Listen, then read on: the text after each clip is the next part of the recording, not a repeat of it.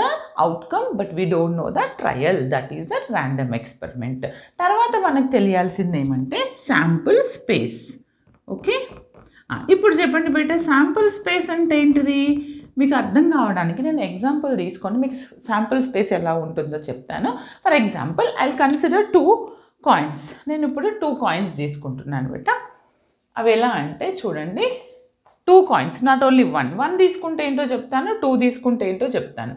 2 coins తీసుకున్నాను. Okay, 2 coins తీసుకున్నప్పుడు ఇప్పుడు నేను ఒక ఈవెంట్ ఏమని తీసుకుంటున్నానంటే, ఈవెంట్ అంటే ఏంటి చెప్పండి? ఈవెంట్ అంటే ఏంటిది? ఇప్పుడు మ్యారేజ్ అనేది ఒక ఈవెంట్ అంటే ఏంటిది? అందులో మనం ఏం మెన్షన్ చేస్తాము? ఆ ఈవెంట్ అంటే ఒక ఫంక్షన్, ఒక క్రైటీరియా. ఏంటి? ఈ మ్యారేజ్ ఈవెంట్ అని ఎందుకంటాం? So and so date, so and so time marriage ఉంది అని అంటాం, రైట్? పర్ఫెక్ట్ క్రైటీరియా ఉంటుంది. ఇక్కడ కూడా నేను ఏమంటాను